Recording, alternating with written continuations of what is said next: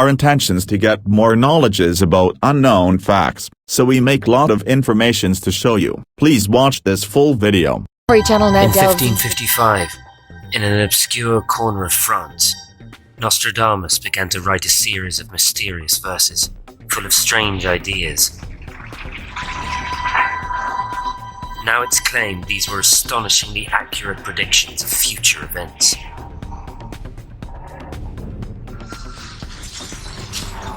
Predicting cataclysms and disasters hundreds of years before they happen. Nostradamus stands head and shoulders above the other prophets and seers. He has been credited with virtually predicting the entire world history since his death up to now and well beyond. But who was this extraordinary man? And were his verses really the most accurate prophecies ever told?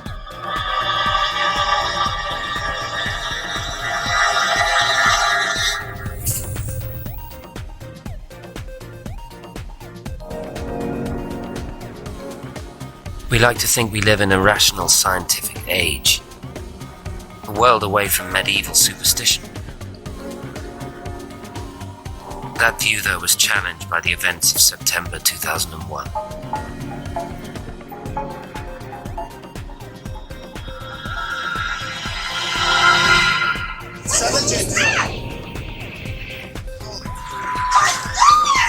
Oh my God!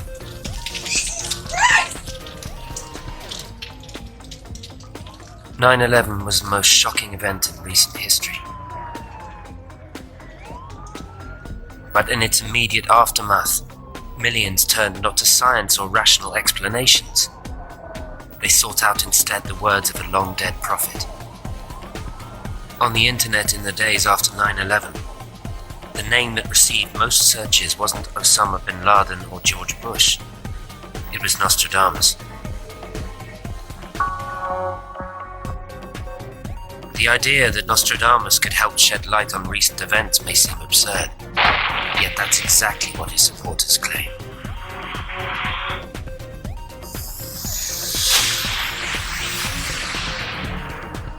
Nostradamus' reputation hangs on the almost 1,000 four-line verses or quatrains he wrote. These are full of cryptic references. But to believers in Nostradamus, they are actually a secret code which predicts all manner of future events, including 9/11. Mario Redding is one of the foremost supporters of Nostradamus. When it comes to 9/11, he believes it's foretold in detail.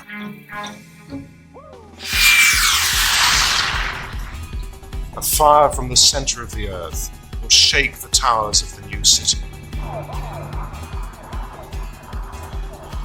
As a result, two great rocks will fight a long war.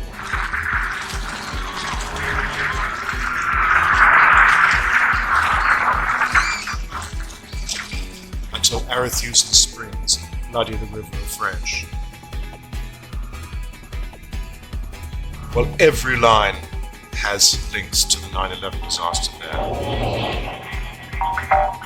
Fire from the center of the earth, that's the petroleum that was the basis of the explosion, will shake the towers of the new city is more or less self-evident. But the new city was in the new world, and Nostradamus was fully aware of this at the time. Two great rocks are the two great rocks of Christianity and Islam, which will fight a great war and a long war which will continue for many, many years. This, I have to say, impressed me enormously. Redding believes Nostradamus' verses predict everything from the Great Fire of London through to Hurricane Katrina.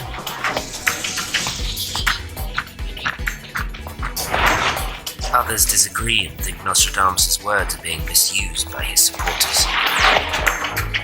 They know that none of it's true, but it's just an easy way of making a living. So was Nostradamus a prophet or not? Nostradamus was born in 1503 in Provence in southern France. It was a troubled time. When you look around at actual living conditions for Nostradamus in Provence, as with everywhere in Europe, it was absolutely filthy. People never washed. The church preached against bathing. They were covered in lice. Spent most of their daylight hours scratching. It was a short life of squalor and superstition, where death haunted every living moment. From the start, Nostradamus was marked out as different. He came from Jewish stock, which meant really he was in the second tier. His grandparents had probably been Orthodox Jews who had actually converted to Christianity. But even so, people would always remember. He would have been worried about the church watching his every move.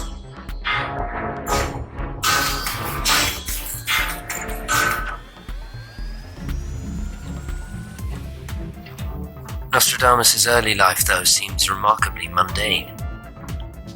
By his 20s, he'd married, settled down, and trained as a doctor. He even opened his own apothecary shop. You have to imagine it's like being something between a grocer and a pharmacist. Anything from sweets and candies, wax, all kinds of stuff. Pharmacy shops were great places for gossip. Gambling took place there. Lots and lots of betting on things like whether a baby was going to be born male or female. All that kind of predicative stuff certainly takes place in pharmacy shops. By the end of the 1530s, Nostradamus was just another happily married shop owner. But then something happened which set his life on a very different path.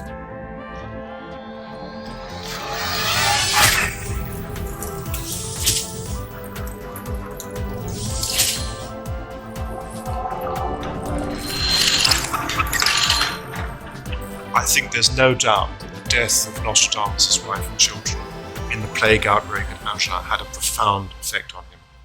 And I think it did trigger something in him, because it was from that moment that he started seeing his revelations. Stricken by grief, Nostradamus set out on a journey through Europe. For over a decade he travelled, absorbing the ferment of new and occult ideas spreading across the continent. From Jewish mysticism to astrological techniques.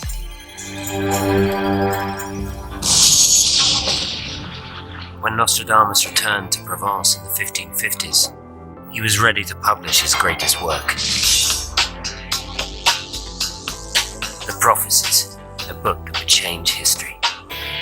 In 1555, the book appeared which would in time make Nostradamus famous across the world. The Prophecies.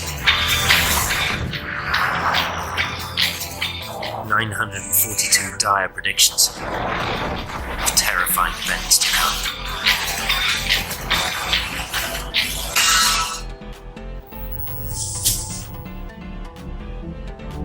Before Nostradamus, there had been many seers prophesying doom.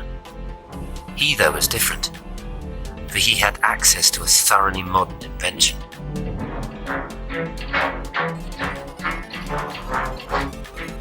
But of course, the great technological breakthrough in the Renaissance was the printing press.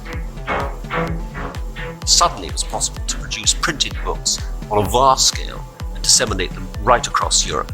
So extraordinary, radical and ludicrous ideas and brilliant ideas simultaneously could flood into all the houses of those who were fortunate enough to be literate. It's probably one of the fastest growing, if not the fastest growing industry of the period. The printers are very keen to find bestsellers, and that has a very strong influence, of course, on the popularity of astrology, prophecy and the like, because these books often sell in very large numbers. This is the perfect time, and this is a chance for a man to use this brand new information technology. His work will be disseminated right across Europe. Had he been born 100 years earlier, he would have remained stuck in Provence if he was lucky. It wasn't just that Nostradamus' work circulated more widely than his predecessors. His language was of a different order too. Nostradamus, his great popularity is due to the fact that he found this very special style. La grande cité sera bien désolée. It is like a raw form, raw visions coming directly flowing from his mind and put into very strange, crooked and hard to understand poetry. Le lion jeune, le vieux surmontera. Un singulier enfer, dans cage d'or, peste, qu'un en peuple mourra. Everyone thought that this man really had a glimpse into the fate of mankind. Nostradamus' dark style seemed designed for his troubled age. When he returned to Provence, war between the Catholics and the Protestants had reached fever pitch, with each side calling the other the Antichrist. The sense that the end of the world was nigh spread across France. Nostradamus seems to be a man for bad times, really. So you get what seems to be a fit between his generally rather depressing view of the world and what's going on around you. Despite his initial success, Nostradamus might not have become truly famous. But then the most important person in France read his work. This extraordinary Italian queen of France, superstitious to her fingernails, was looking out for people who could show her the future. She'd heard of Nostradamus, and so she really plucked him from provincial obscurity to Parisian fame. Catherine de' Medici, the Queen, summoned Nostradamus to the royal court. You've got to remember, of course, that this was the most sparkling court in Europe at the time, and this really was. The French court was really beyond equal. There, one quatrain in particular, it said, troubled the Queen. And no wonder. It seemed to predict the death of her husband, King Henry II of France. For supporters of Nostradamus, this verse is crucial. For it was, they say, the very first time Nostradamus successfully predicted the future. The quatrain that really made Nostradamus' reputation was the quatrain about the death of Henry II, which was published a full 3 years before the death actually occurred. This is when Nostradamus stands head and shoulders above the other prophets and seers. Le lion jeune, le vieux surmontera. En chambelli, The young lion will overcome the old one in a single combat on a military field. dans cage d'or, les yeux lui crèveront. Inside a golden cage, his eyes will be pierced. Deux places une, puis mourir. 2 wounds shall result from one blow, and afterwards he'll die a painful death. The young lion was Montgomery, the commander of the king's bodyguard. And Montgomery asked the king if he would like to joust against him. And the king, being a virile, proud king, still quite young, said yes, despite Catherine de' Medici, his queen's, begging him not to go on the jousting field. The king insisted. The first 2 passes, Montgomery managed to avoid him and his lance shattered. The queen then came up to the king and said, please don't do this again. The king insisted, despite Montgomery's reservations. And at the last moment, Montgomery tried to raise his lance, but the lance splintered on the king's helmet. The shattered ends of the lance pierced the king's eyes and his throat, and he took 9 days to die in agony.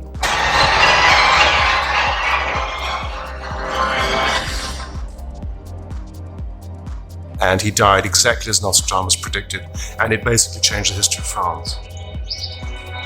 Nostradamus became a revered soothsayer.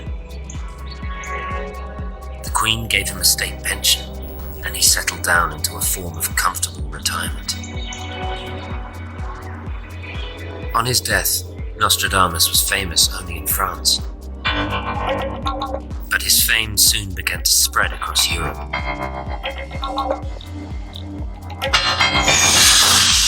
1666, after the Great Fire of London, some people pointed out that there was a verse in Nostradamus' prophecies that seemed to predict it. The blood of the upright will be absent from London. She will burn up suddenly in the year 66. The old lady will fall from her high place. Many other Protestant churches will be destroyed too. suddenly in the year 66, well, that's dead on the nail with 1666. The old lady who falls from a high place is St. Paul's Cathedral, which was burnt and utterly destroyed in the fire. By the 20th century, Nostradamus' status as a global superstar of prophecy was taken for granted. Every great event in history, it was being claimed, was foretold by him, including some of the darkest of all.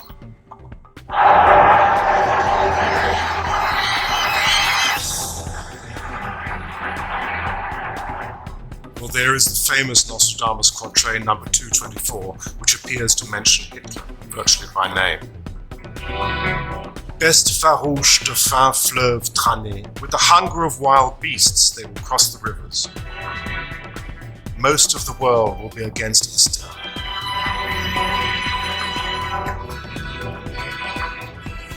The great man will find himself paraded inside a cage of iron. The German child understands nothing.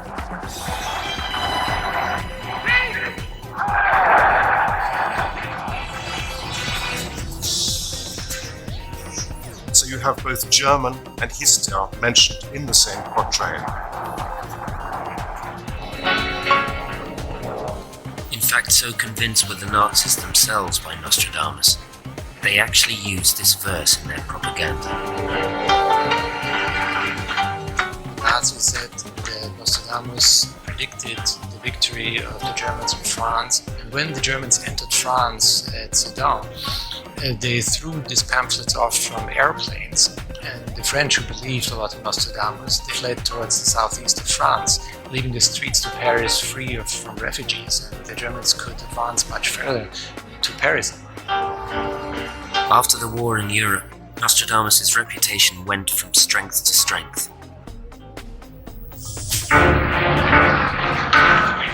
Each new and terrifying historical event was credited to him.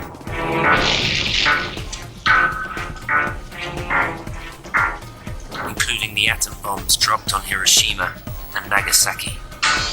By the ports in two cities, two flails, never seen till now.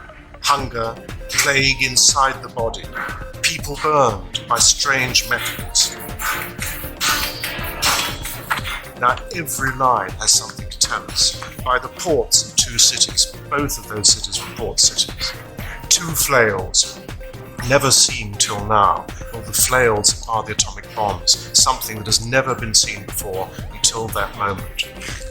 People burned by strange metals, the heavy metal used within the bombs. Not even the assassination of JFK, it's claimed, had escaped his notice. From on high, evil will fall on the great man.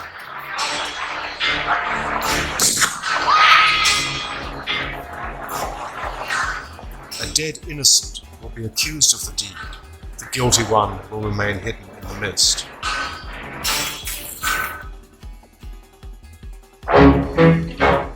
To supporters of Nostradamus, the evidence seems overwhelming. He predicted the whole of history, they say, and his work is an unparalleled triumph of prophecy. What Nostradamus offered both to his own people and to us was that magic mirror which would show you what was round the corner. But there's just one awkward problem for Nostradamus' supporters.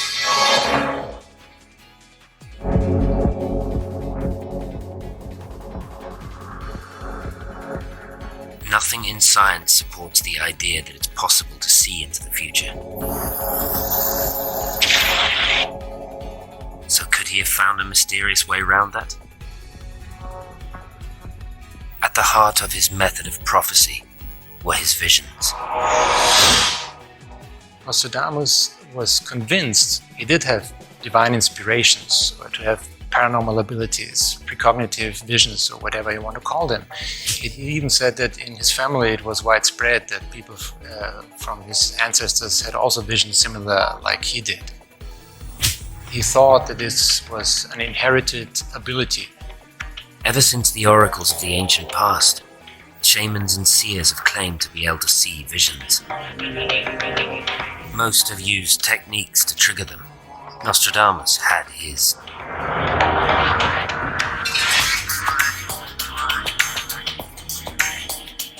He would go into a room where there was a bowl of darkened water, often with ink, and he would then have his dreams or his revelations, looking into that water for very long periods of time.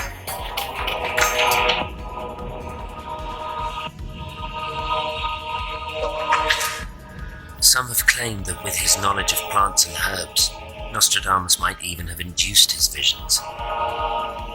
What we do know is that once he had his visions, Nostradamus then used occult learning to interpret them. His family were converted Jews. His grandfather seems to have introduced the young Michelle to the mysteries of the Jewish Kabbalah.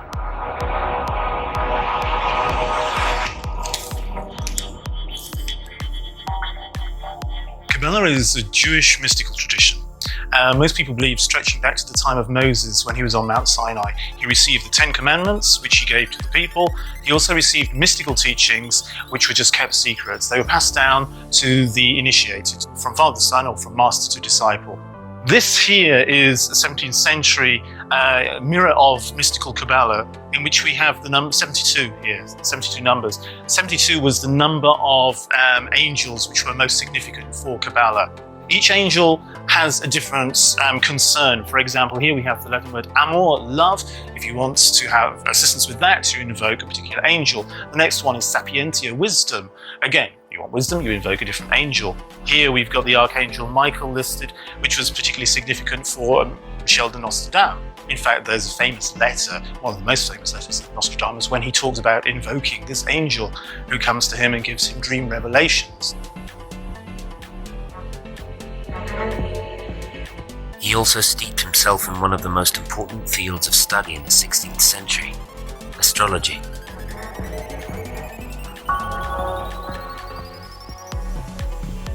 Nowadays, the idea that stars and planets can influence our lives is often dismissed as nonsense. In Nostradamus' era, it was respectable.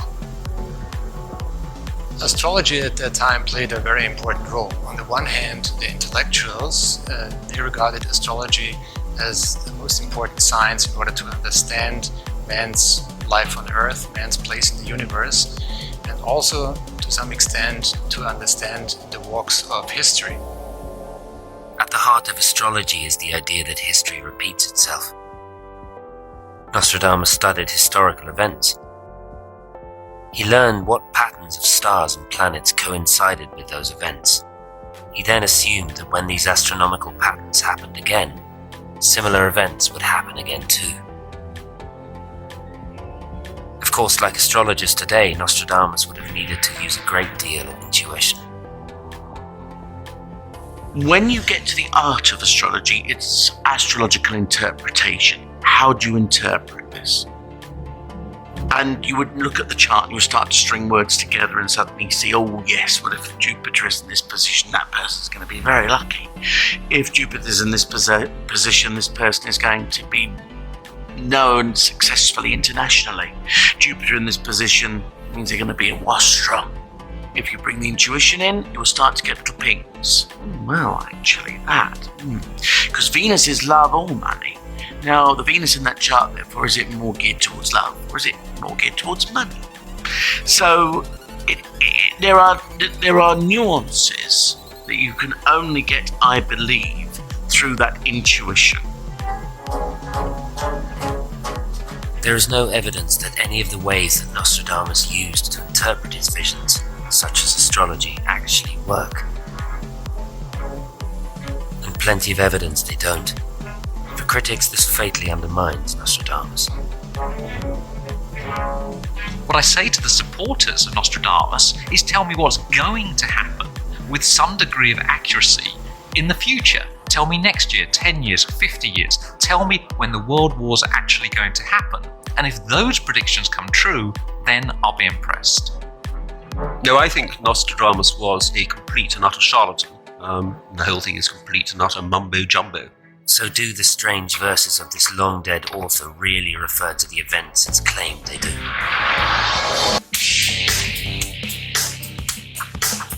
For hundreds of years, people have claimed that Nostradamus made eerily exact predictions of future events. There is one thing that unites all these claims. They have all been made after the events happened.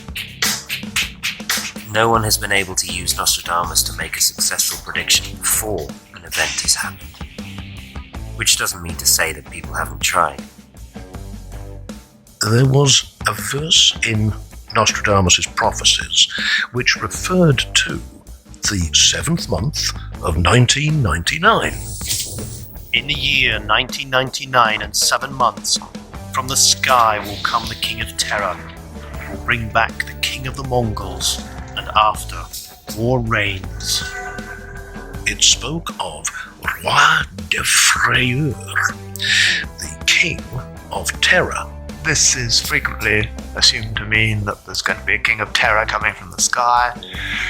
In 1999, it was assumed to be the Antichrist, or perhaps a comet, or perhaps any number of horrors you might care to mention. Across the world, as the day approached, people claimed Nostradamus' verse was bound to come true. There was a panic, a real panic, because it seemed to be referring to the end of the world. Stock markets dipped, and in some countries shops were stripped bare. In France, the noted designer Paco Rabanne was so convinced the end of the world was nigh, he cancelled his major Paris shows. Nostradamus ne s'est jamais trompé. Jamais. However, the 24th of July came, and then went. And the world didn't end.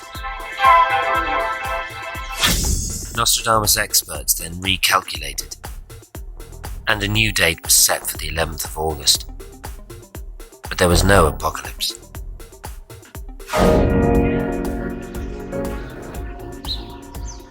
So why not? What this episode reveals is one of the biggest problems about using Nostradamus to make predictions. The texts of his works are full of errors. The entire 1999 prediction hung, for example, on the word défrayé, or King of Terror. When this verse is examined with a knowledge of 15th, 16th century French, and when the first edition of Nostradamus' printed quatrains is also examined, there is no apostrophe between the D and the E in défrayeur.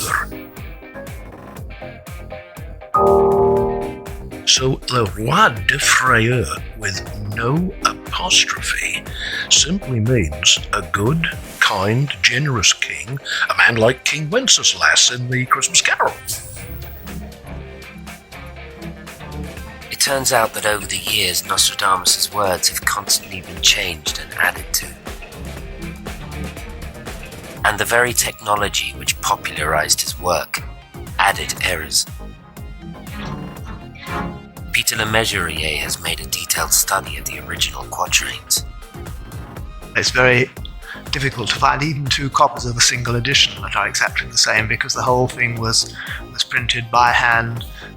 Print fell out of its frames while it was being printed.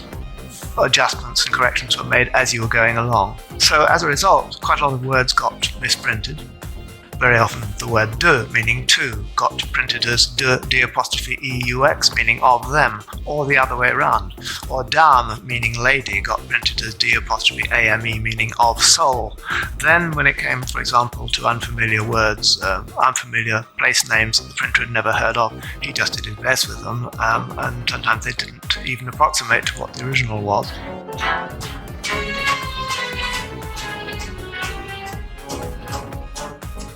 Undeterred, Nostradamus' fans maintain some quatrains can be relied upon. Lionel Fanthorpe firmly believes that one verse predicts a famous French war hero. 3 times, one who is named de Gaulle will be the leader of France.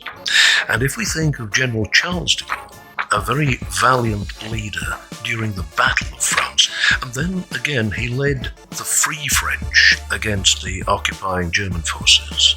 And finally there was his famous presidency from 1958 onwards, so that 3 times a leader named de Gaulle will lead France.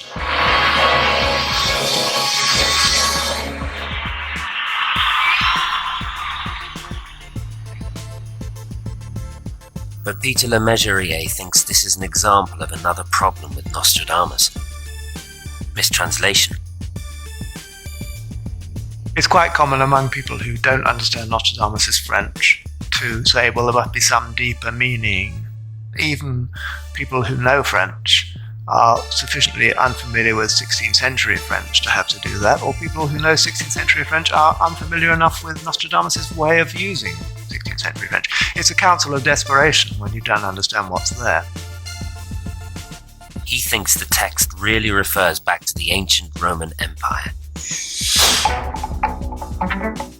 Verse says, Hercule le roi de Rome et Danemark, de Gaulle trois Guillons surnommés. Actually, all he's saying is de Gaulle trois, of the 3 Gauls. Julius Caesar had described Gaul as being divided into 3 parts. So all a translation should say of that is, from Rome to Denmark, Hercules shall be surnamed the leader of tripartite Gaul.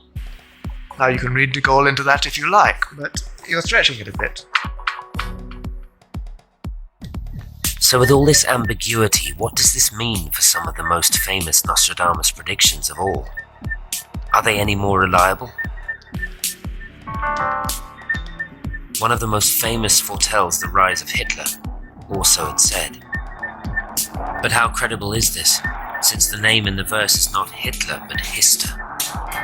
He's reputed to have thought, or at least pronounced, that a man called Hitler will come popping out of Germany and cause a lot of trouble. In fact, he goes to great lengths to explain that the word he uses is Hister, which in fact is the old Latin name for the lower Danube, so although the words are similar, one cannot get one from another.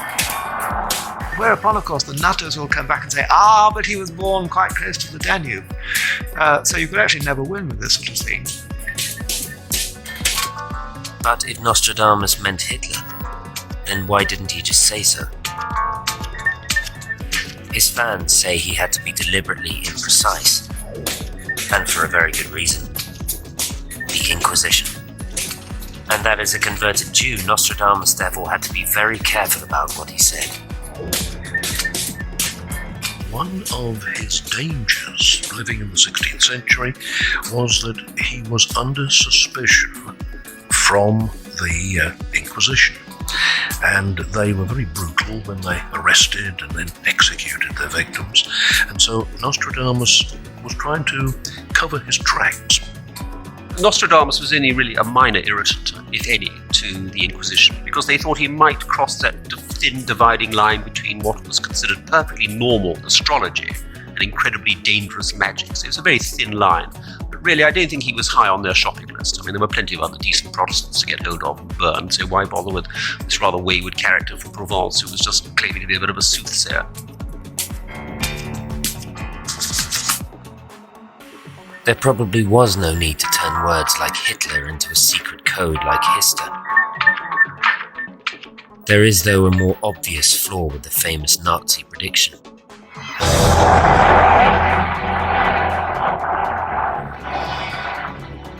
Best farouche de faim, with the hunger of wild beasts they will cross the rivers. Most of the world will be against Hister. The great man will find himself paraded inside a cage of iron. The Nazis claimed it predicted their victory. But they actually lost the war. This has proved no obstacle to supporters. They now claim that all along it was meant to predict exactly that. Now, this quatrain is fascinating because it not only shows what is going to happen to Hitler, but also to Mussolini, who ended up being hung upside down in a cage of iron, i.e. a burnt-out garage near Lake Como in Italy with his mistress.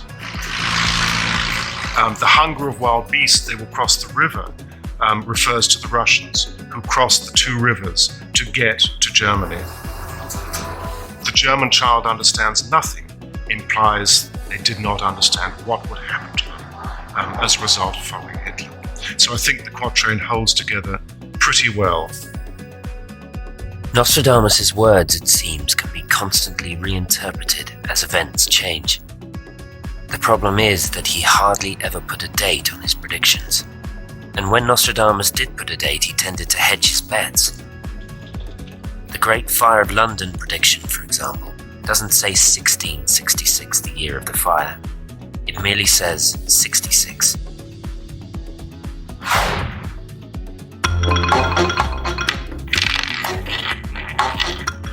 Critics say this vagueness increases the chance that events will seem to fit a verse, and the laws of probability mean that even unlikely events will eventually happen, if you give them enough time.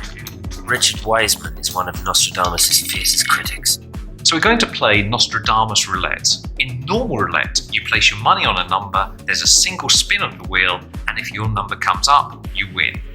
But Nostradamus, when he made his predictions, didn't say when they were going to happen. So in this version of roulette, you choose a number and then you keep on spinning the wheel until you win.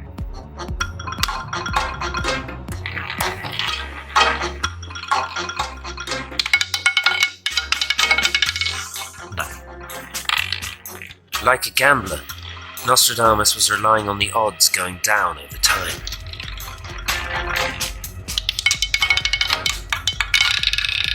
No.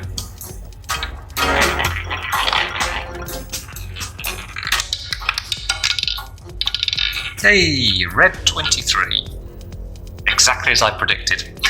So there you go, that's the great thing about Nostradamus roulette. If you give it long enough, you always win.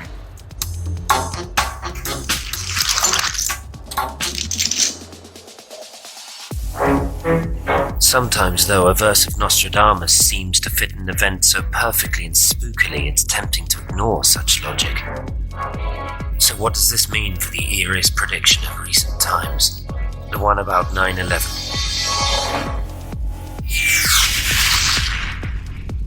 A fire from the center of the earth will shake the towers of the new city. As a result, two great rocks will fight a long war.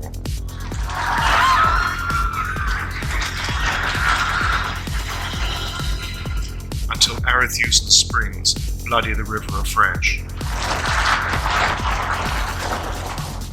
This is what supporters say.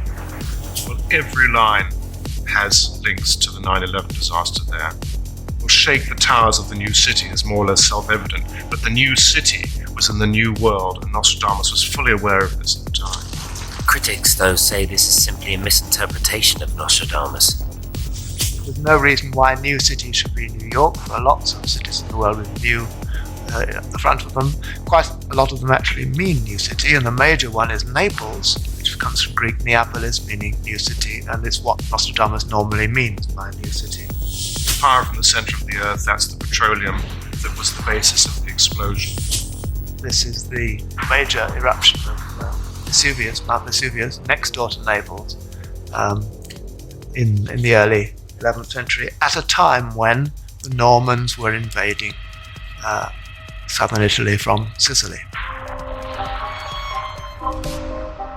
So why would Nostradamus write a verse about an eruption near Naples which happened well before he was alive?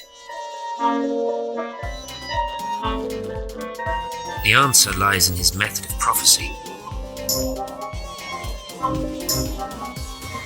As an astrologer, he always began by studying very specific events in the past.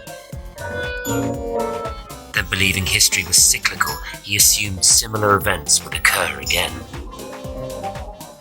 In other words, Nostradamus' verses refer primarily to events not in his future, but to those in his past. And that's true of all his verses, including those thought to be about 9/11. And what one needs to do in looking at a verse like this is to say, well, what is it referring back to? Because virtually all Nostradamus' verses are referring back to historical events or whatever.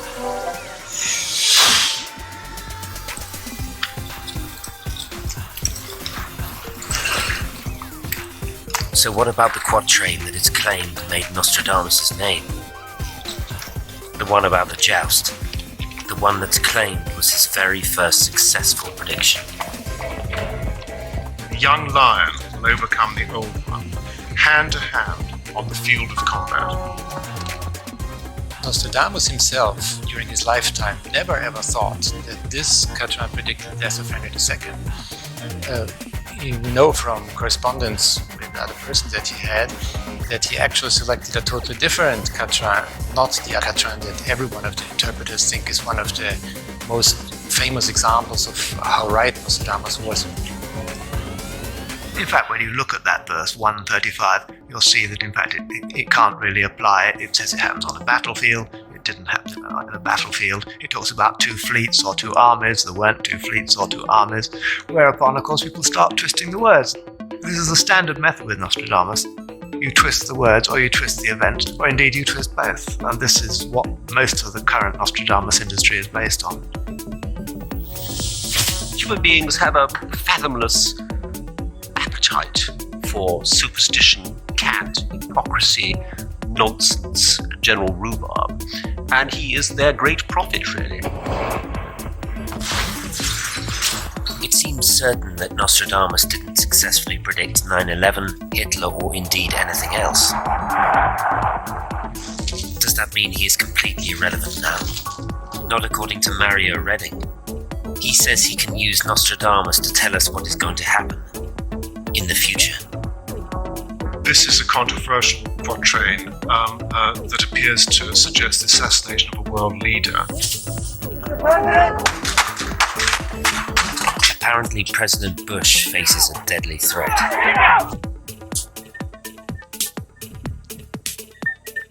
In an apparent age of science and reason, Nostradamus is more famous today than ever.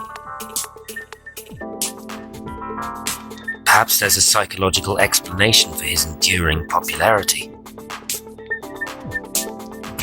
There'll always be a market for soothsayers and prophecies of various kinds. Paradoxically, I think the amazing march of science makes people even more keen to go back to the supernatural. People find science and the overwhelming amount of knowledge we have now actually quite frightening. And some sort of something that they can kind of understand, some secret book, somebody who knows more just by magic is appealing. If you look at the latest surveys into paranormal belief, it's a belief in prophecy and precognition. Still about half the population think it's possible. So even though we're surrounded by science and technology, we still buy into this idea that some people have the ability to see into the future. And I think that simply makes us feel good. It also adds a sense of mystery to the world. Suddenly science can't explain everything. Despite his psychological appeal, there's no evidence Nostradamus was a prophet. And the only thing that would ever convince his critics would be if someone could use him today to make a prediction before an event. Mario Redding is willing to do exactly that. One is taking quite a risk in predicting things for the future through a reading of Nostradamus, but I think in the case of certain quatrains, it seems to be pretty categorical. Because they disapproved of his divorce, a man who later they considered unworthy, the people will force out the king of the islands. A man will replace him who never expected to be king. I think we can assume that it's about Charles. It is not William who follows his father, but possibly Harry. Now, why that should be, I have no idea. Nostradamus doesn't make it clear. Mario Redding says he has an even more troubling prediction. This is a controversial quatrain that appears to suggest the assassination of a world leader sometime from 2006 onwards.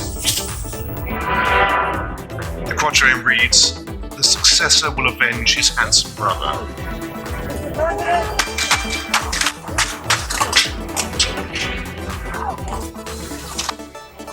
He will take over the realm under cover of vengeance.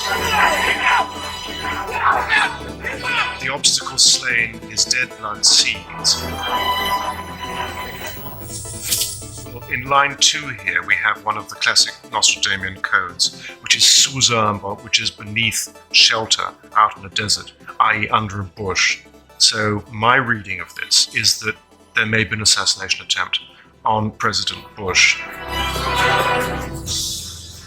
And in this context, if that were to happen, Nostradamus also foresees a pretty grim aftermath.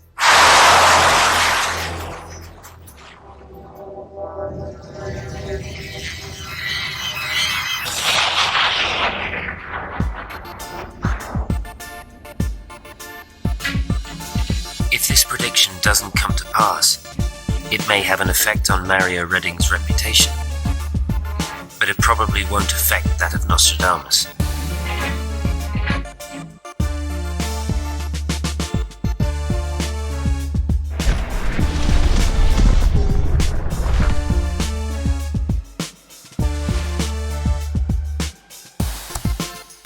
Thanks for you to watch our video. We hope you enjoy this video. Please subscribe my channel.